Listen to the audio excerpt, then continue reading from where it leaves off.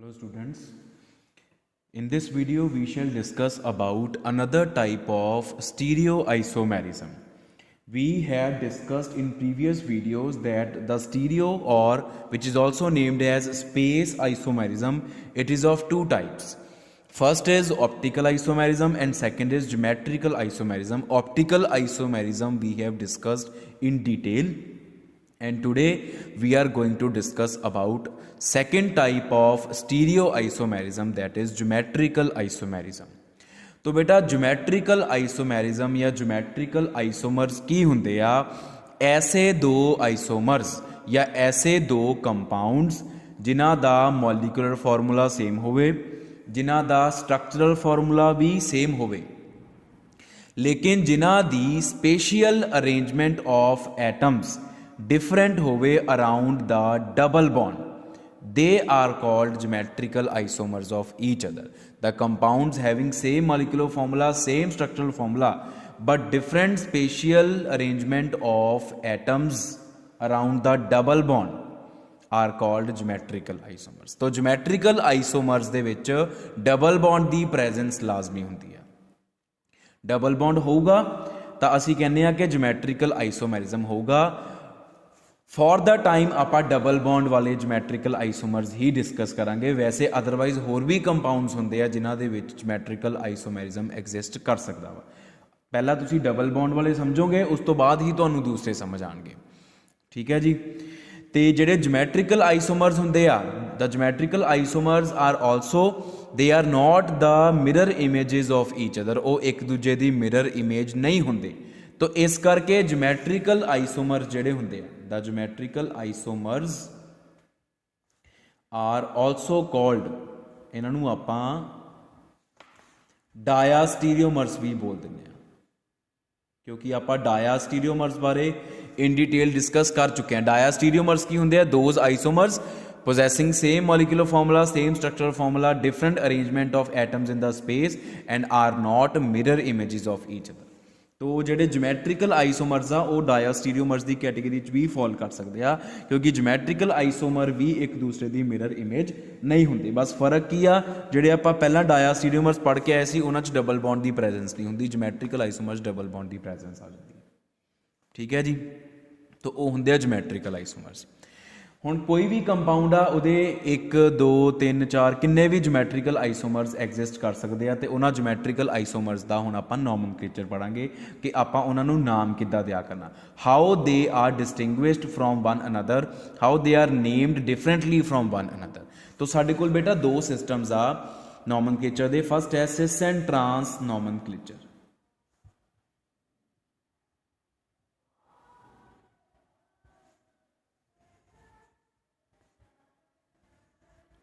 Sis and trans nomenclature ये तुसीं lower classes दे विच भी पढ़ते हो सिस एंड ट्रांस बारे, तो हुण आपां इन डिटेल डिस्कस कर रहे हैं. तो सब तो पहला बेटा एक चीज़, चलो आपां ये बाद में डिस्कस करते हैं, जी मैं तुहानूं हुण कंडीशन दस्सण लग्या सी बाद च दसदा. सिस एंड ट्रांस नोमनकलेचर च की आ, मान लो कि साडे कोल एक कंपाउंड आ two butene. We have two butene, we have taken the example of two butene. सब तो पहला उसका फॉर्मूला लिखेंगे. ब्यूटीन मतलब 4, ब्यूट मतलब 4 कार्बन, इन मतलब डबल बॉन्ड, 2 मतलब सेकंड कार्बन तो बाद double bond. So we have CH3, CH double bond CH, CH3. This is two butene. Now how can we expand two butene? सब तो पहला जो कार्बन कार्बन डबल बॉन्ड आ, आप कार्बन कार्बन डबल बॉन्ड लिखिया. ठीक है जी. हुण जिहड़ी आ दूसरे नंबर वाली कार्बन आ, this is first carbon, second carbon, third carbon and fourth carbon. जिहड़ी सैकेंड कार्बन आ ते थर्ड कार्बन दे विचकार डबल बॉन्ड आ, तुसीं देखो सैकेंड कार्बन दे उपर एक हाइड्रोजन लग्या, this is 1 hydrogen and 1 methyl group. तो अगर आप इन्हूं खोल के लिखिए, ट्राइगोनल प्लेनर जमैट्री बनानी है कार्बन दे राउंड, तो इत्थे आपां हाइड्रोजन लिख दिंदे आ, इत्थे आपां मिथाइल ग्रुप लिख दिंदे आ. ठीक है जी. हुण जिहड़ी दूसरी कार्बन आ, दूसरी कार्बन ते भी एक हाइड्रोजन आ, एक मिथाइल आ. तो दो पॉसिबिलिटीज़ हो गई. हुण देखो, पहली पॉसिबिलिटी यह आ कि आप हाइड्रोजन नूं उपर लिखीए तो मिथाइल नूं थल्ले लिखीए, तो दूजी पॉसिबिलिटी की आ कि मिथाइल नूं उपर लिखीए तो हाइड्रोजन नूं थल्ले लिखीए. ਹੁਣ ਜੇ ਆਪਾਂ ਸੋਚੀਏ ਕਿ फ़र्क ਕੀ ਪਿਆ ਦੋਨਾਂ ਦੇ ਉੱਪਰ ਜਾਂ ਨੀਚੇ ਲਿਖਣ ਦੇ ਨਾਲ ਕਿ ਹਾਈਡਰੋਜਨ ਉੱਪਰ ਲਿਖਿਆ ਕਿ ਮਿਥਾਈਲ ਥੱਲੇ ਜਾਂ ਮਿਥਾਈਲ ਉੱਪਰ ਜਾਂ ਹਾਈਡਰੋਜਨ ਨੀਚੇ, one and the same thing ਹੋਣੀ ਚਾਹੀਦੀ ਆ। ਯੈਸ ਮੋਲੀਕੂਲਰ ਫਾਰਮੂਲਾ ਸੇਮ ਆ, ਸਟਰਕਚਰਲ ਫਾਰਮੂਲਾ ਸੇਮ ਆ, ਪਰ ਆਈਸੋਮੈਰਿਜ਼ਮ ਹੁੰਦਾ ਹੀ ਇਹ ਆ ਕਿ ਐਟਮਸ ਦੀ ਅਰੇਂਜਮੈਂਟ ਡਿਫਰੈਂਟ ਹੋ ਗਈ ਤਾਂ ਡਿਫਰੈਂਟ ਆਈਸੋਮਰ ਬਣ ਗਿਆ। ਹੁਣ ਇਹ ਦੋਨੋਂ ਸੇਮ ਨਹੀਂ ਹੈ। ਉਹ ਸੇਮ ਕਿਉਂ ਨਹੀਂ ਹੈਗੇ? ਕਿਉਂਕਿ ਇਹਨੂੰ ਇਹਦੇ 'ਚ ਕਨਵਰਟ ਕਰਨ ਲਈ ਸਾਨੂੰ ਇੱਕ ਕੋਈ ਕੈਮੀਕਲ ਰਿਐਕਸ਼ਨ ਦਾ ਸਹਾਰਾ ਲੈਣਾ ਪਊਗਾ। ਸਾਨੂੰ ਬੌਂਡਸ ਨੂੰ ਪਹਿਲਾਂ ਤੋੜਨਾ ਪਊਗਾ, ਦੁਬਾਰਾ ਬਣਾਉਣੇ ਪੈਣਗੇ। ਹਾਈਡਰੋਜਨ ਦਾ ਬੌਂਡ ਤੋੜਨਾ ਪਊਗਾ, ਮਿਥਾਈਲ ਦਾ ਤੋੜਨਾ ਪਊਗਾ, ਮਿਥਾਈਲ ਨੂੰ ਉੱਪਰ ਲਗਾਉਣਾ ਪਊਗਾ, ਹਾਈਡਰੋਜਨ ਨੂੰ ਥੱਲੇ ਲਗਾਉਣਾ ਪਊਗਾ। ਸੋ ਇੱਕ ਦੂਸਰੇ ਦੇ ਵਿੱਚ ਇਹ ਇੱਦਾਂ ਹੀ ਕਨਵਰਟ ਨਹੀਂ ਹੋ ਜਾਂਦੇ ਕਿ ਤੁਸੀਂ ਇਸ ਕਾਰਬਨ ਨੂੰ ਫਿਕਸ ਕਰਕੇ ਇਸ ਕਾਰਬਨ ਨੂੰ ਅਗਰ ਤੁਸੀਂ ਕਹੋ ਕਿ ਮੈਂ 180 ਤੇ ਰੋਟੇਟ ਕਰ ਦੇਵਾਂ, if you rotate this carbon at 180 ਤਾਂ ਮਿਥਾਈਲ ਉੱਪਰ ਚੱਲ ਜੂ, ਹਾਈਡਰੋਜਨ ਥੱਲੇ, ਤਾਂ ਆ ਇਹਦੇ 'ਚ ਕਨਵਰਟ ਹੋ ਜੂ just by giving rotation. But this is not possible. Why this is not possible? Because rotation around double bond is not possible. Rotation is possible only around a single bond. Double bond ਦੇ around rotation is hindered. ਕਿਉਂ? ਕਿਉਂਕਿ ਜਿਹੜਾ double bond ਦੇ ਵਿੱਚ ਪਾਈ bond ਬਣਿਆ ਹੁੰਦਾ ਉਹ ਸਾਈਡਵੇਜ਼ overlapping ਨਾਲ ਬਣਿਆ ਹੁੰਦਾ। ਜੇ ਤੁਸੀਂ ਇੱਕ ਕਾਰਬਨ ਨੂੰ ਫਿਕਸ, ਇੱਕ ਕਾਰਬਨ ਦੂਜੀ ਕਾਰਬਨ, ਜਿਹੜਾ ਪਾਈ ਬੌਂਡ ਆ PX, ਇੱਦਾਂ ਇਹਦਾ PX ਹੋਏਗਾ, ਇੱਥੇ ਇਹਦਾ PX ਹੋਏਗਾ, ਓਵਰਲੈਪਿੰਗ ਓਵਰਲੈਪਿੰਗ। ਹੁਣ ਜੇ ਤੁਸੀਂ ਇਹਨੂੰ ਫਿਕਸ ਕਰਕੇ ਇਹਨੂੰ ਘੁਮਾਤਾ 180 ਤੇ ਜਾਂ ਕਿਸੇ ਵੀ ਪਰਟੀਕੂਲਰ ਐਂਗਲ ਤੇ, ਘੁਮਾ ਹੀ ਨਹੀਂ ਸਕਦੇ ਆਪਾਂ। ਕਿਉਂ ਨਹੀਂ ਘੁਮਾ ਸਕਦੇ? ਬੌਂਡ ਟੁੱਟ ਜੂਗਾ। ਜਿਹੜਾ ਪਾਈ ਬੌਂਡ ਆ ਬਣਿਆ ਹੋਇਆ ਉਹ ਜਿਹੜੇ ਔਰਬਿਟਲਸ ਦੀ ਲੋਬਸ ਦੀ ਓਵਰਲੈਪਿੰਗ ਸੀ ਫਿਰ ਉਹ ਬ੍ਰੇਕ ਕਰ ਜੇਗੀ, ਤੇ ਬ੍ਰੇਕ ਕਰ ਗਈ ਮਤਲਬ ਬੌਂਡ ਟੁੱਟ ਗਿਆ। ਤਾਂ ਆਪਾਂ ਰੋਟੇਟ ਨਹੀਂ ਕਰ ਸਕਦੇ। ਪਾਈ ਬੌਂਡ ਦੇ ਅਰਾਊਂਡ, ਡਬਲ ਬੌਂਡ ਦੇ, ਟ੍ਰਿਪਲ ਬੌਂਡ ਦੇ ਅਰਾਊਂਡ ਰੋਟੇਸ਼ਨ ਪੋਸੀਬਲ ਨਹੀਂ ਹੁੰਦੀ। ਇਹੀ ਕਾਰਨ ਆ ਮੋਲੀਕਿਊਲਸ ਦੇ ਵਿੱਚ ਜਿਓਮੈਟ੍ਰੀਕਲ ਆਈਸੋਮੈਰਿਜ਼ਮ ਐਗਜ਼ਿਸਟ ਕਰਨ ਦਾ। तो हुण नॉमनक्लेचर ते वापस आ जाइए। दिस इज सिस 2 ब्यूटीन, इनू आपां सिस 2 ब्यूटीन लिखते हैं, and this is trans 2 butene. हुण सिस एंड ट्रांस किद्दां सिलेक्ट कीता सी?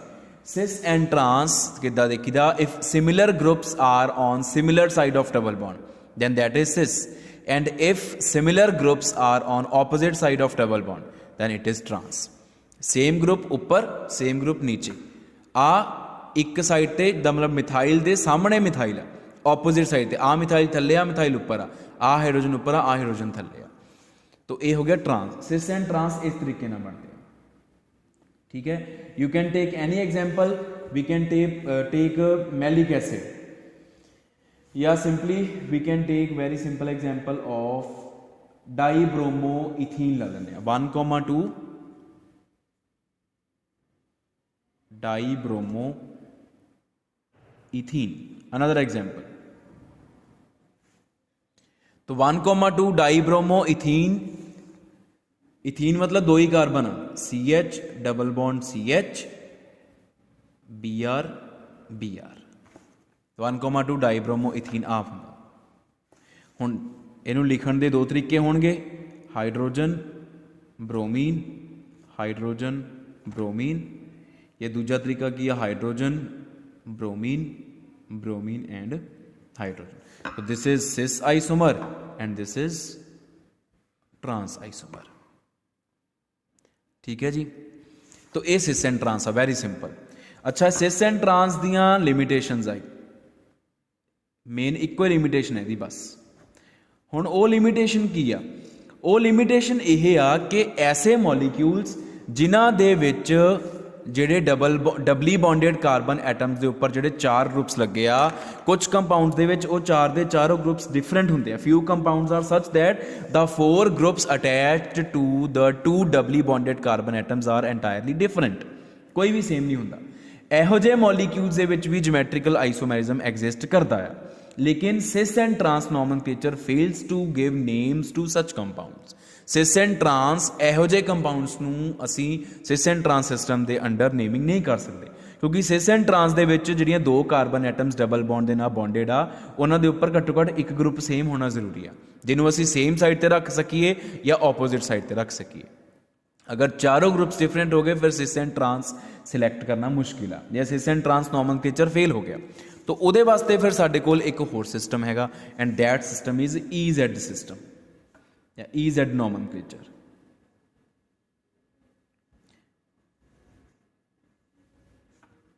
तो EZ nomenclature is very simple। 4 groups लगे होणगे 1 2 3 4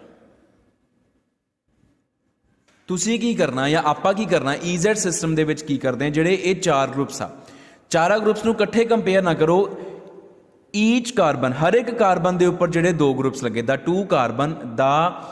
2 groups attached to each individual carbon they are given the priority according to sequence rules as discussed in RS system ਜਿਹੜਾ ਪਿਛਲਾ system ਆਪਾਂ ਪੜ੍ਹ ਕੇ ਆਏ ਸੀ RS system ਉਸ RS system ਵਾਲੇ sequence rule ਦੇ accordingly the 2 groups are given priority which 2 groups the 2 groups bonded to one carbon and similarly the 2 groups bonded to another carbon they are given priority separately ਉਹਨਾਂ ਨੂੰ separately priority ਦਿੰਦੇ ਆ ਚਾਰਾਂ ਨੂੰ ਇਕੱਠੀ priority ਨਹੀਂ ਦੇਣੀ ਇਹਨਾਂ ਦੋਨਾਂ ਦੀ priority ਇਹਨਾਂ ਦੋਨਾਂ ਦੀ priority तो मान लो कि आ उपर आप ग्रुप जो लगाया इत्थे वो हैगा लोअर प्रायोरिटी वाला तो आ हैगा हायर प्रायोरिटी वाला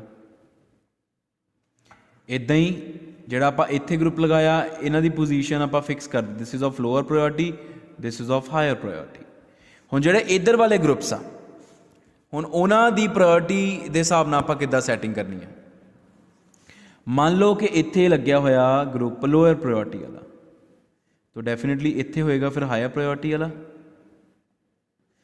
आ पोजीशन फिक्स करके इत्थे ऑपोजिट कर दिए इत्थे हैगा हायर प्रायोरिटी वाला और इत्थे हैगा लोअर प्रायोरिटी वाला एग्जाम्पल तो तुहानूं बैटर क्लीयर होगा हुण इन्हां दा EZ नॉमनक्लेचर के हिसाब नाल नॉमनक्लेचर नेमिंग किद्दां करनी है E ते Z जिद्दां एक सिस हुंदा सी एक ट्रांस इहदी एक E हुंदा एक Z हुंदा E आइसोमर किहड़ा होना E isomer is that isomer in which जिहदे विच दोनों कार्बन एटम्स दे या हायर प्रायोरिटी वाले या लोअर प्रायोरिटी वाले ऑपोजिट साइड दे लगे होण if the higher priority groups present upon the 2 doubly bonded carbon atoms are on opposite side of double bond then that is E isomer and if the 2 groups having higher priority attached to 2 doubly bonded carbon atoms they are present on same side of double bond then that is Z isomer तो आ हुण देखो higher priority वाले same side ते आ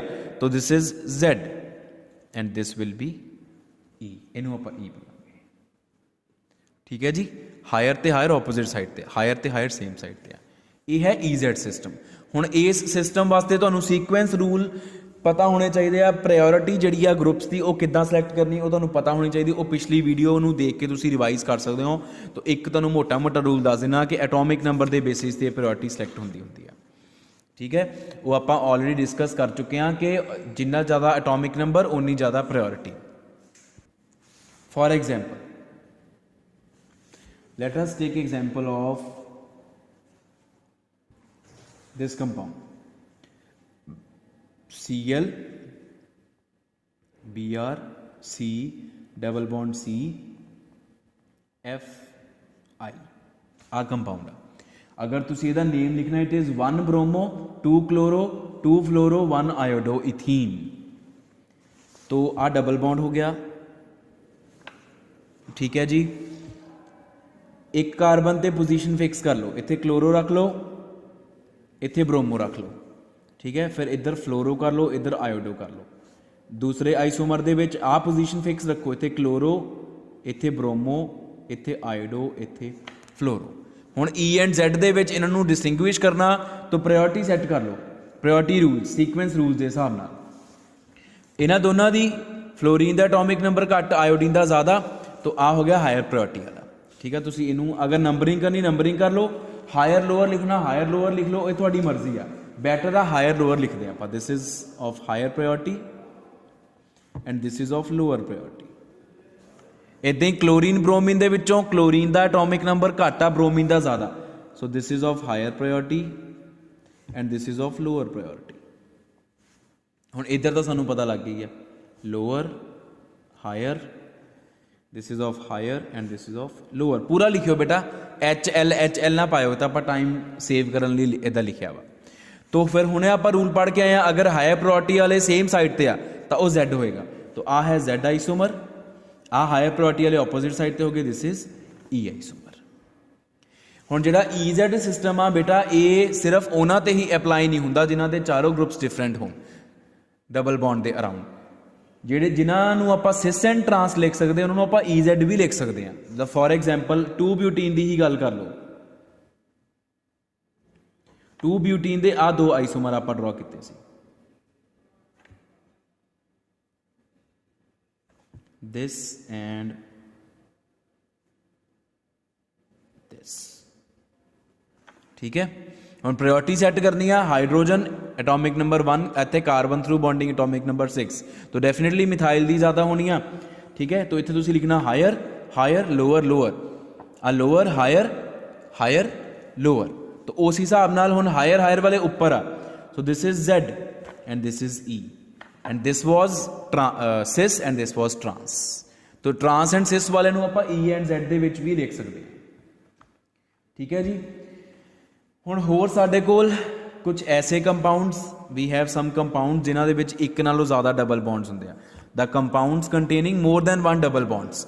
तो more than 1 double bonds, अगर किसी compound एक तो ज़्यादा डबल बॉन्ड आता फिर वो 2 तो ज़्यादा जोमैट्रिकल आइसोमर्स एग्जिस्ट करेंगे। जिदा अगर एक डबल बॉन्ड आता 2 ही जोमैट्रिकल आइसोमर होंगे, एक सिस एक ट्रांस, ये कह लो एक Z एक E। अगर एक तो ज़्यादा डबल बॉन्ड्स आ तो डेफिनेटली 2 तो ज़्यादा जोमैट्रिकल आइसोमर्स एग्जिस्ट करेंगे। तो आप एक एग्जाम्पल ले लें। वी है एग्जाम्पल, वी हैव 2,4 हेक्साडाइईन,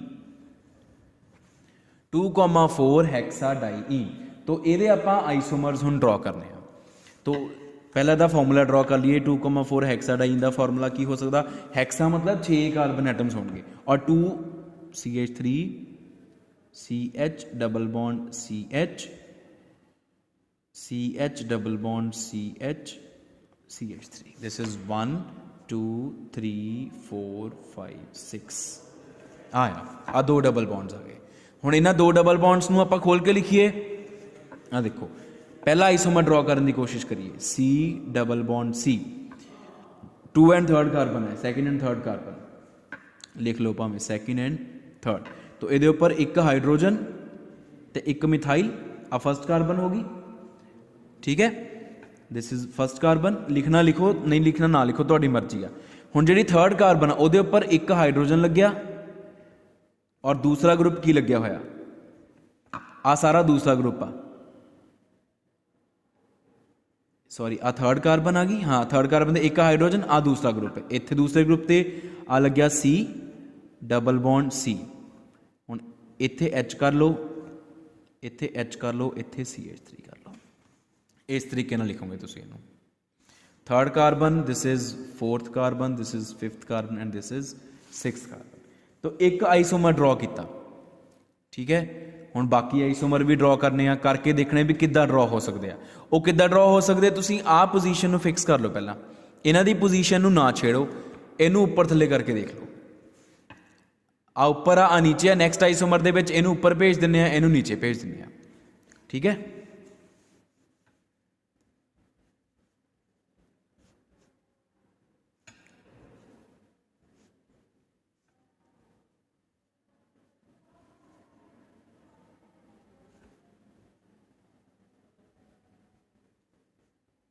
आ देखो, मैं इन्हां दी पोजीशन जिहड़ी आ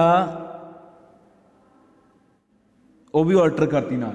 वैसे आप सेम भी रख सकते, अल्टर भी, अल्टीमेटली दा 4 बनने आ। तो चाहे तुसी इत्थे जिद्दां हुण इनू उपर किया, इनू नीचे करता। हुण मैं फिलहाल किस चीज़ का ख्याल रखिया कि H वाली साइड ते मिथाइल सी, तो इस करके मैं H वाली साइड ते मिथाइल करता, इस चीज़ का ख्याल रखिया मैं, ठीक है। हुण इस तो इलावा बाकी आइसोमर की बनने आ, जिद्दां हुण आ पोजीशन फिक्स कीतियां सी आपां, इहदे अराउंड उपर थल्ले करता सी। हुण आपां इहदे अराउंड चेंजिस करने, पहला आपां इस डबल बॉन्ड के अराउंड जिहड़े आइसोमर ड्रॉ किए, ठीक है ना। देखो H वाली साइड ते H सी, नैक्सट आइसोमर दे विच H तो ऑपोजिट H करता आपां, इस डबल बॉन्ड के अराउंड जिहड़ा 2-3 कार्बन वाला डबल बॉन्ड आ उहदे अराउंड जिहड़ा आइसोमेरिज्म सी वो हो गया। हुण 4 एंड 5 वाले दे अराउंड किद्दां करना, वो इत्थे ड्रॉ करते हैं आपां। देखो इनू तो आपां चेंज करना ही नहीं, C डबल बॉन्ड C इदां दा इदां ही रखना आपां, CH3 H C double bond C, इत्थे H कर लो, इत्थे H नीचे ले आओ, मिथाइल उपर कर लो। आ देखो सिर्फ आ पोजीशन फिक्स रखी, this position has been fixed, तो इनू उपर करता, इनू नीचे करता। नैक्सट आइसोमर ड्रॉ करने हुण हाइड्रोजन वाली साइड ते हाइड्रोजन हो गया देखो, ठीक है। तो इदां ही ये करना आपां, इस आइसोमर दे विच भी सेम उदां ही करना आपां। C double bond C H methyl H C double bond C H H ऊपर कर दो, मिथाइल नीचे कर दो। तो आज 4 आइसोमर बने साडे कोल। We are having 4 isomers.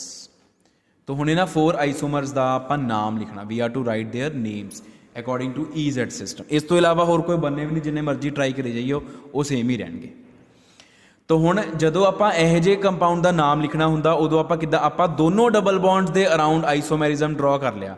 हुण दोनों डबल बॉन्ड दे अराउंड जिहड़ी अरेंजमेंट हैगी आ वो दोनों मैंशन करने आपां।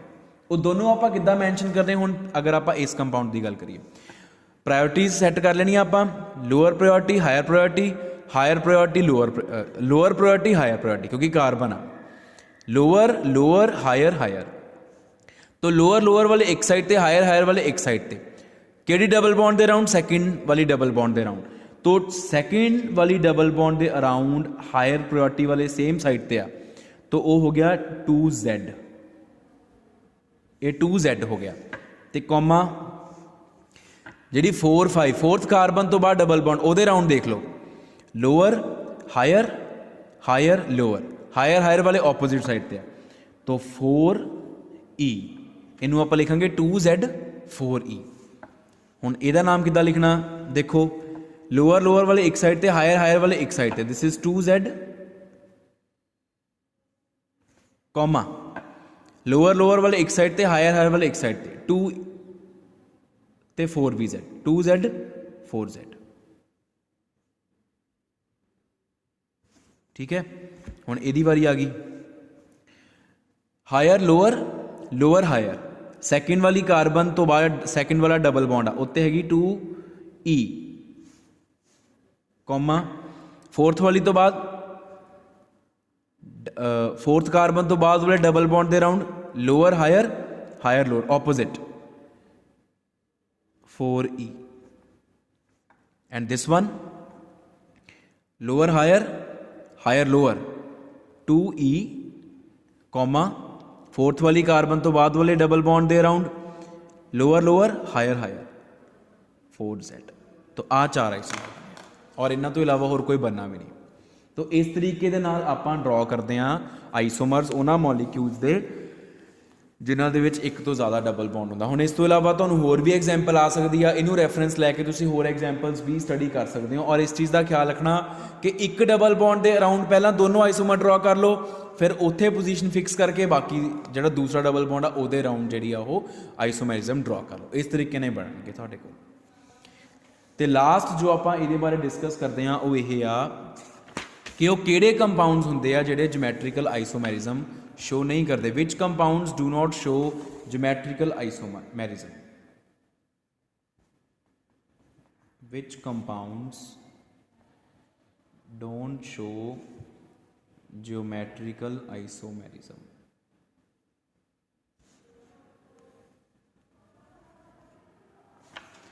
बेटा ऐसे कंपाउंड्स अच्छा ज्योमैट्रिकल आइसोमेरिज्म नू शो करन दी एक कंडीशन आ, वो यह कंडीशन आ कि ਜਿਹੜੀਆਂ दो कार्बन एटम्स आ जिहदे अराउंड आप आइसोमेरिज्म देखना, the 2 doubly bonded carbon atoms उन्होंने दोनों के उपर जिहड़े ग्रुप्स लगे हुए आ वो एक दूजे तो डिफरेंट होने चाहिए। The 2 groups present upon each doubly bonded carbon atom should be different from one another. एक कार्बन एटम के उपर जो दो ग्रुप लगे वो एक दूजे तो डिफरेंट होने चाहिए, तो दूजी कार्बन एटम के उपर भी जो दो ग्रुप लगे वो एक दूजे तो डिफरेंट होने चाहिए, तो ज्योमैट्रिकल आइसोमेरिज्म जोड़ा कंपाउंड वो शो कर सकेगा। तो जे ये कंडीशन फुलफिल नहीं होंगी तो कंपाउंड ज्योमैट्रिकल आइसोमेरिज्म शो नहीं कर सकेगा। मतलब किहड़े कंपाउंड शो नहीं कर सकणगे? ऐसे कंपाउंड जिन्हां दे विच ਜਿਹੜੀਆਂ दो डबली बॉन्डेड कार्बन एटम्स आ, अगर उन्होंने दोनों डबली बॉन्डेड कार्बन एटम्स के विचों एक कार्बन एटम के उपर भी दोनों ग्रुप्स सेम लग गए तो ज्योमैट्रिकल आइसोमेरिज्म शो नहीं होएगा, चाहे दूसरी के उपर दोनों डिफरेंट ही क्यों ना लगे हो। दोनों कार्बन एटम्स के उपर जिहड़े ग्रुप्स लगे हुए वो एक दूजे तो डिफरेंट होने चाहिए। जिहड़े दो ग्रुप्स लगे एक कार्बन के उपर इदां ही दूसरी कार्बन के, अगर किसी भी एक कार्बन के दो ग्रुप्स एक दूजे के नाल सेम हो गए किसी भी एक कार्बन वाले दोनों ग्रुप्स अगर सेम आ तो वो ज्योमैट्रिकल आइसोमेरिज्म एग्जिस्ट नहीं करेगा। जिदा for example we have 2 methyl propene,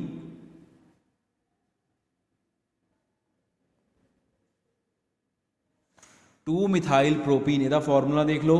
2 methyl propene का की फॉर्मूला होएगा, प्रोपीन मतलब 3 कार्बन और सैकेंड कार्बन ते मिथाइल लाना वा CH3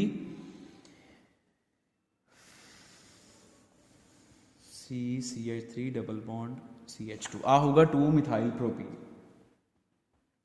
ठीक है, हुण इहदे विच अगर आ कार्बन कार्बन डबल बॉन्ड, आ वाली कार्बन कोल दोनों हाइड्रोजन आ और आ वाली कार्बन दे कोल दोनों मिथाइल आ। हुण तुसीं इहदा की आइसोमेरिज्म ड्रॉ करोगे, ना EZ कर सकोगे ना सिस ट्रांस कर सकोगे। ठीक है, इदां ही एक होर आ साडे कोल, that is propene itself CH3 CH double bond CH2। इहदे च भी सेम प्रॉब्लम आ, C double bond C hydrogen hydrogen methyl and hydrogen. हुण तुसीं इह च किहनूं किहदे आमने सामने रखोगे, किहनूं किहदी सेम साइड ते रखोगे। तो इन्हां दोनों कंपाउंड्स दे विच ज्योमैट्रिकल आइसोमेरिज्म एग्जिस्ट नहीं करता, क्योंकि ये देख लो तुसीं आ वाली कार्बन दे दोनों ग्रुप्स सेम आ, आ वाली कार्बन दे दोनों ग्रुप्स सेम आ, हालांकि इस कार्बन दे 2 ग्रुप डिफरेंट आ पर इस कार्बन वाले दोनों ग्रुप्स सेम आ। तो ज्योमैट्रिकल आइसोमेरिज्म दे लई दोनों कार्बन एटम्स के उपर जिहड़े 2-2 ग्रुप्स लगे वो एक दूजे तो डिफरेंट होने चाहिए, इहदे आ डिफरेंट होण, इहदे आ वाले डिफरेंट होण। तो एक दोनों कंपाउंड्स कंडीशन को फुलफिल नहीं कर रहे, इस करके ज्योमैट्रिकल आइसोमेरिज्म एग्जिस्ट इन्हां च नहीं करता। तो बेटा this is all about the geometrical isomerism in compounds containing double bonds. ये उन्हां कंपाउंड्स दा वा जिहड़े बेसिकली एल्कीन्स की गल करदे, ये एल्कीन्स दा ज्योमैट्रिकल आइसोमेरिज्म आ। इस तो इलावा भी कंपाउंड्स होंदे जिन्हां च ज्योमैट्रिकल आइसोमेरिज्म एग्जिस्ट कर सकदा। तो वो फिर आपां नैक्सट लैक्चर दे विच डिस्कस करते हैं।